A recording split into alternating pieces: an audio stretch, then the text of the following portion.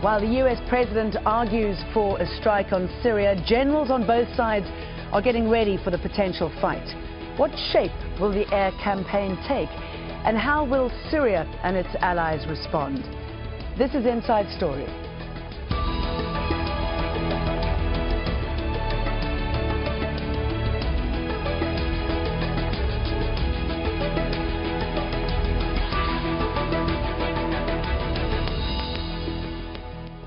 Hello, welcome to the program. I'm Jane Dutton. The debate over whether the U.S. should launch an air attack on Syria has yet to be settled. However, and as you might expect, army commanders on both sides are getting ready for war. We have reports from Syria that say army battalions have broken up and scattered away from their barracks.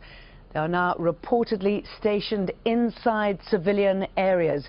We also have reports from activists who say convoys of military vehicles and transport trucks have been seen moving away from army bases. While the main message from the government has been a denial it used chemical weapons on civilians, it has also said it is ready for war. On the U.S. side, the Pentagon is working on a list of potential targets in Syria. Until now, the official goal of the strikes would be to deter and degrade Assad's ability to use chemical weapons. The U.S. 6th Fleet is waiting for orders in the eastern Mediterranean. At least 4 destroyers there are armed with Tomahawk cruise missiles. There's also talk of U.S. and French Air Force jets being used. Indications from French leaders suggest that they would back a U.S. attack in Syria. Straight then to our guests in Beirut, Hisham Jabba, retired Lebanese army general and head of the Middle East Center for Studies and Research in Washington, D.C.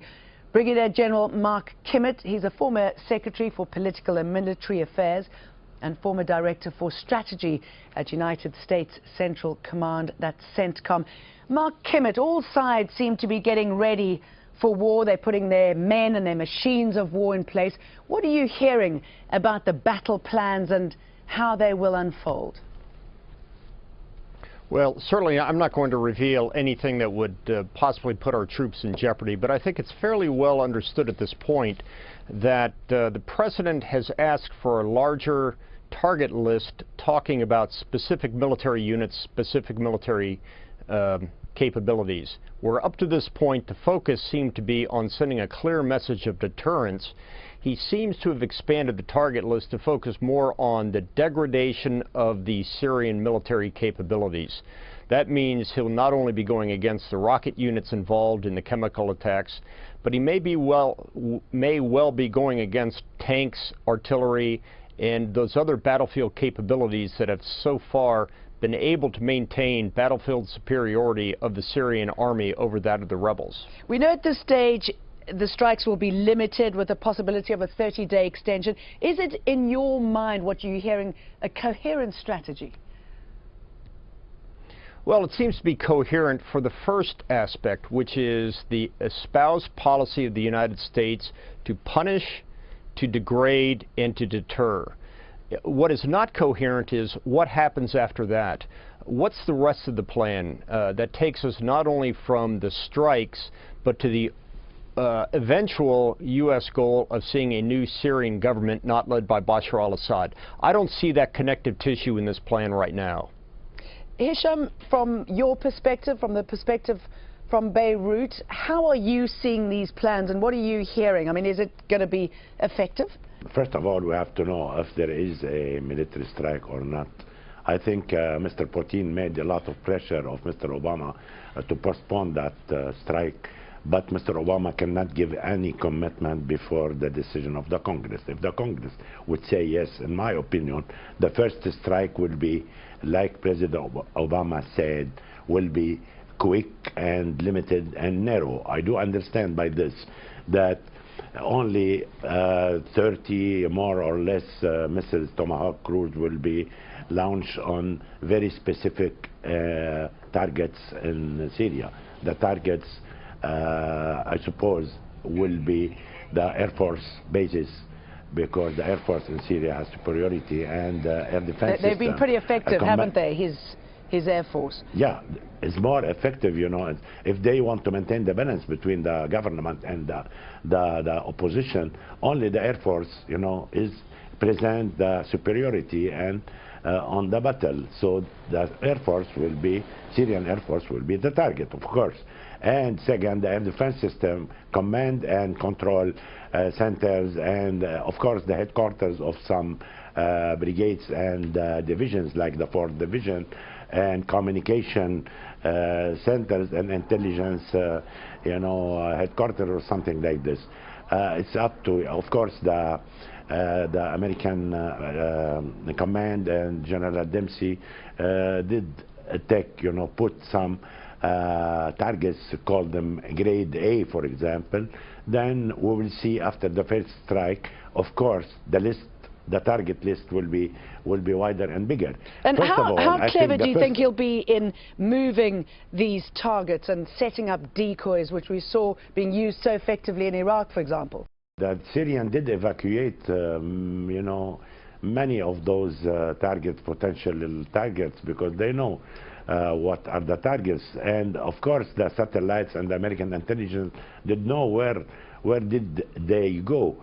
But I am not sure if they will follow them where they are, and especially as we heard that they are on civilian places and populated area or something like this.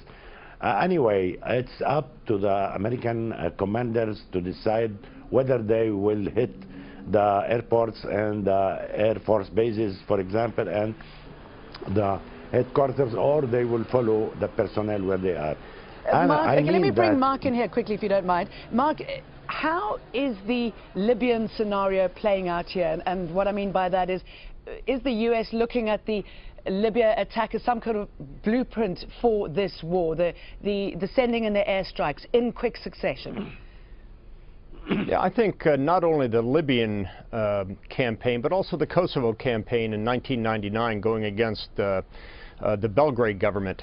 You're never going to see it exactly. It's often said that history doesn't repeat itself, but it often rhymes. So I think you're going to see not only the Libyan campaign, to some extent the 2003 shock and awe campaign, and some elements of the 1999 Kosovo campaign being played out in these attacks.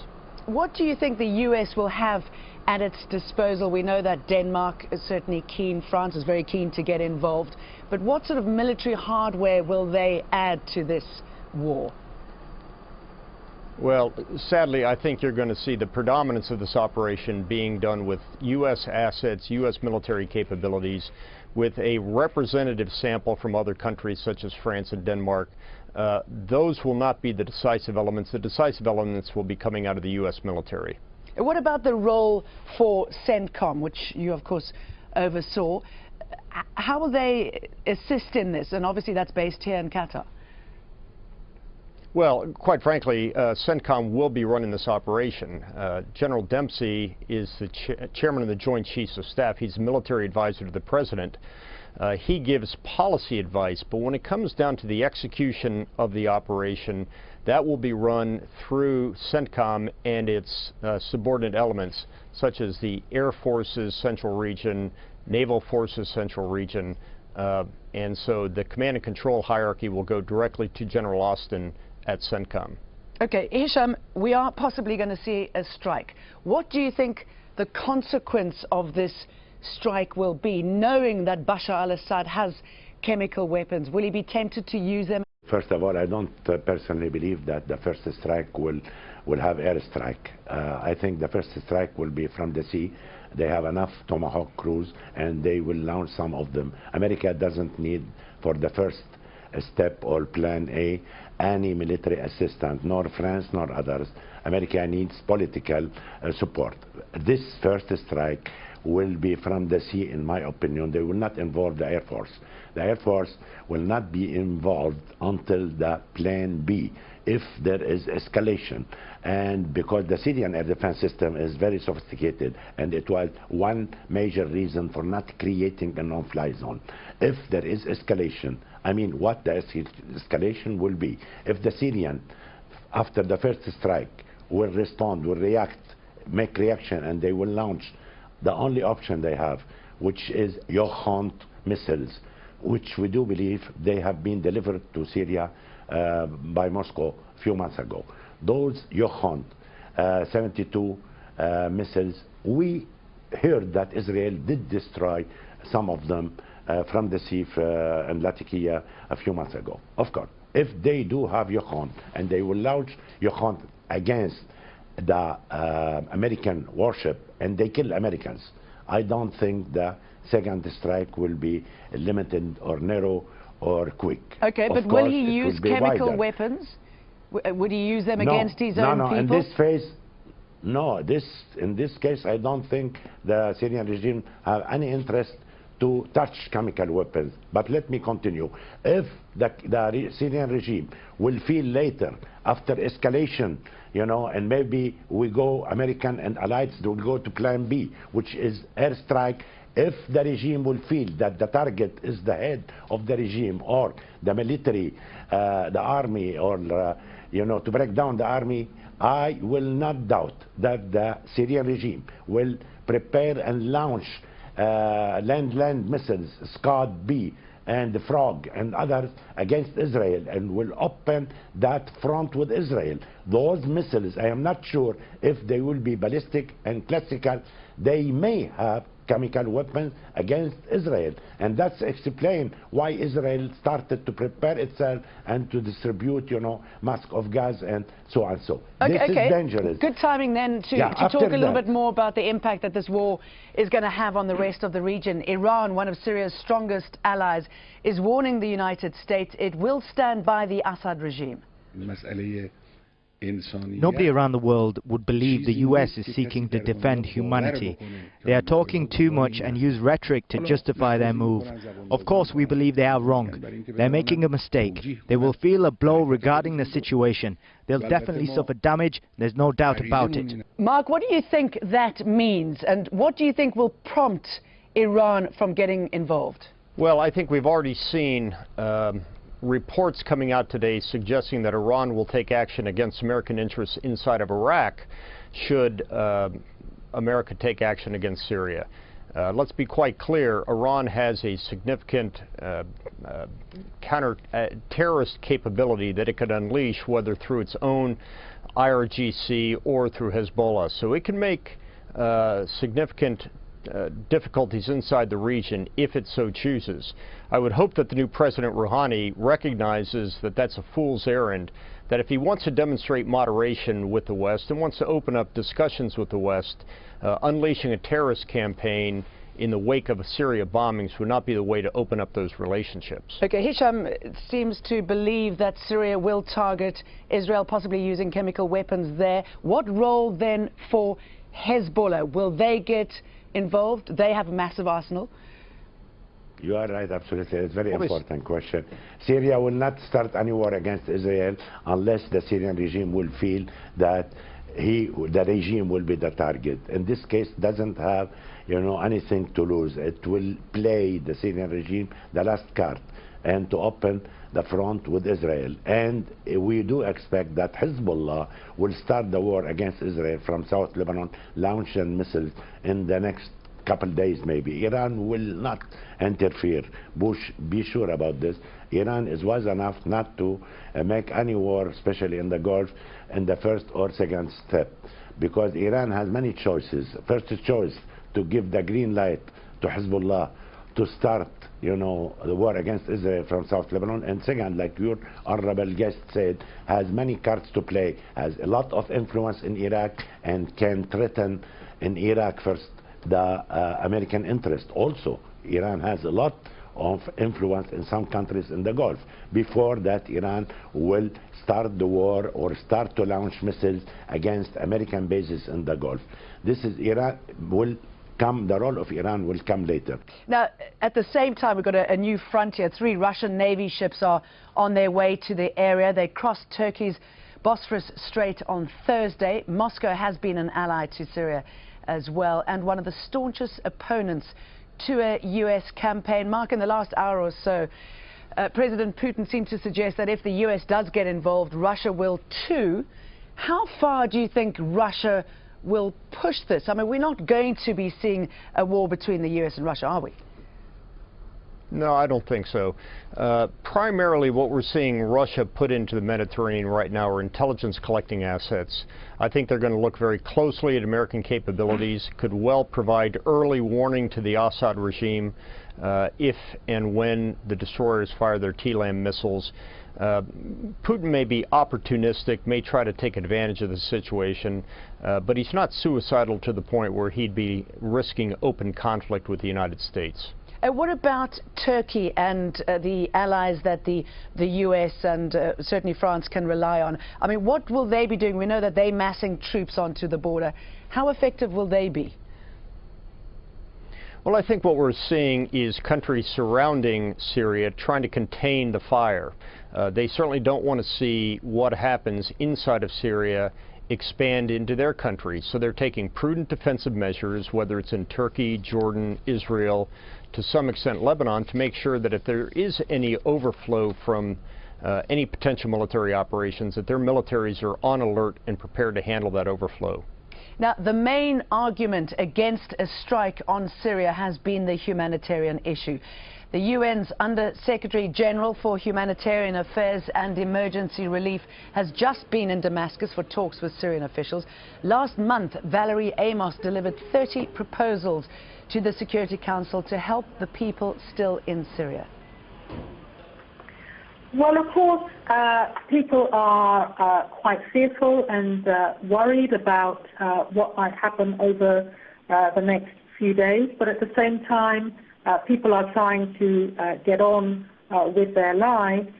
From my perspective, and talking to a lot of our staff working in Damascus and in other parts of the country, the humanitarian situation continues to deteriorate, and that was very much the focus of my visit. How can we do more to get the people who urgently need our help and who urgently need our support? Well, while millions of Syrians have left, some residents in the capital have chosen to stay. Many are defiant and insist Damascus will not fall. This fear is something inevitable, fear for the country, for the infrastructure, the devastation and innocent victims. But we will win, God willing. I've always dreamed of joining the Syrian army, but now, after all of these developments, I'm definitely going to do it. This kind of situation is not new to us. There are explosions inside and outside Damascus, so the American strike will be nothing new. We're used to living in a tense situation. For a long time we've heard that there will be foreign intervention. It's more serious now, but I think we're prepared. Let's bring in now Peter Kessler in Amman. He is Senior Regional Spokesman for the UNHCR.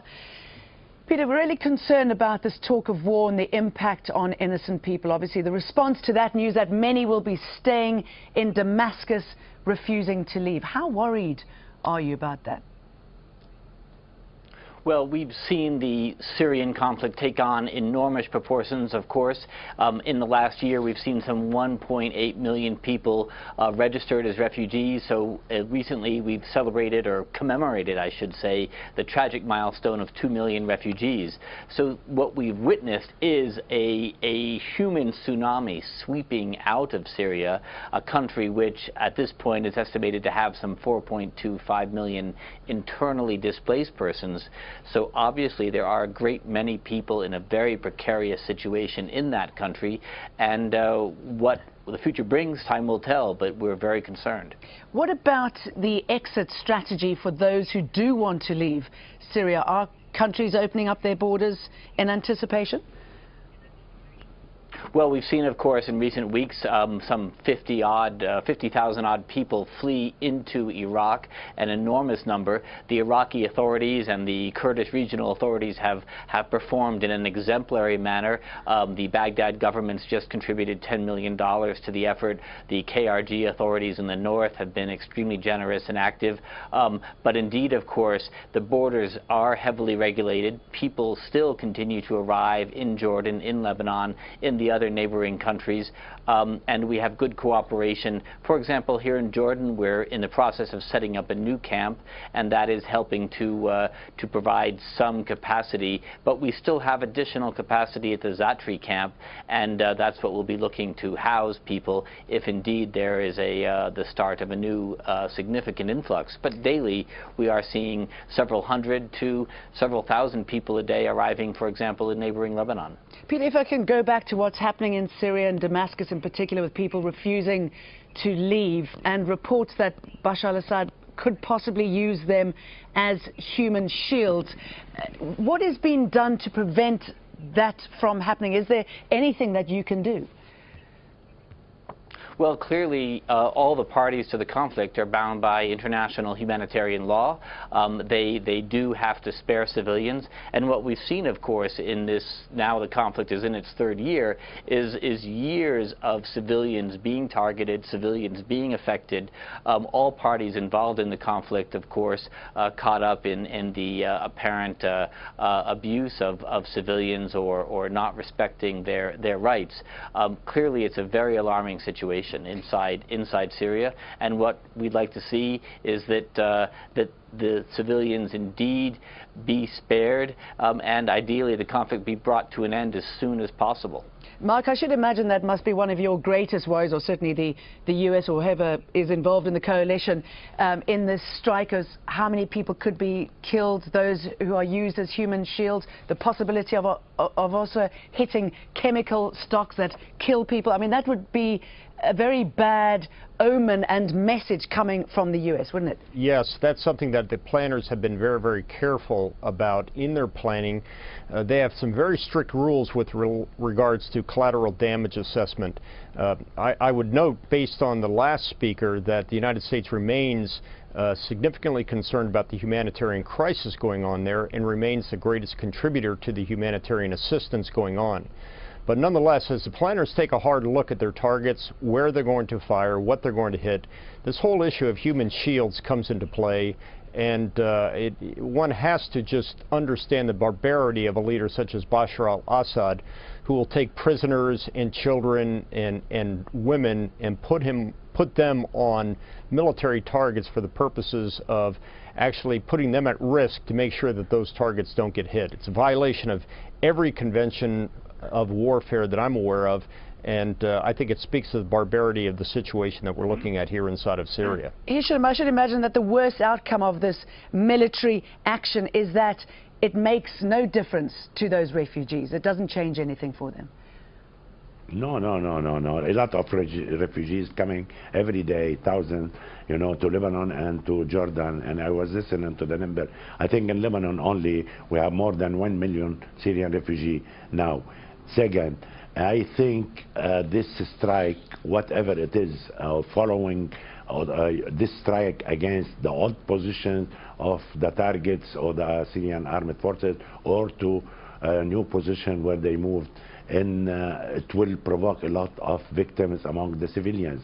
And if this first strike will be followed by second strike, then to plan B means airstrike, we will be talking about thousands maybe of civilians who will be killed. Okay, let me, if I may, just quickly bring in Peter for the last word here. Peter, if you had a message to those who are thinking about getting involved in this war, what would it be? Well, we have to remember the civilians, the women, the children, the innocent men, the elderly who are already refugees outside the country. We have to remember those people who are displaced inside the country. The UN believes that there are some 6.8 million people inside Syria in need. UNHCR and our partners are trying to reach many of these people with aid, and we are succeeding. But indeed, it's a conflict that has ignited enormous numbers of refugees and displaced persons. It's affecting not just the Middle East, but of course the wider international community, and everyone has to find a peaceful solution, we hope, so that these people don't spend a fourth, a fifth, a sixth year in exile. Okay, let's leave it there. Peter, thank you very much for those final words. Thank you too to Hisham Jaber in Beirut, Mark Kimmett in DC, and of course Peter Kessler in Jordan. Now, of course, there are plenty of ways you can see this program again if you fancy. You can go to facebook.com/AJ Inside Story or aljazeera.com. Tell your friends and add your voice by leaving a comment. I'm Jane Dutton. Thanks very much for watching.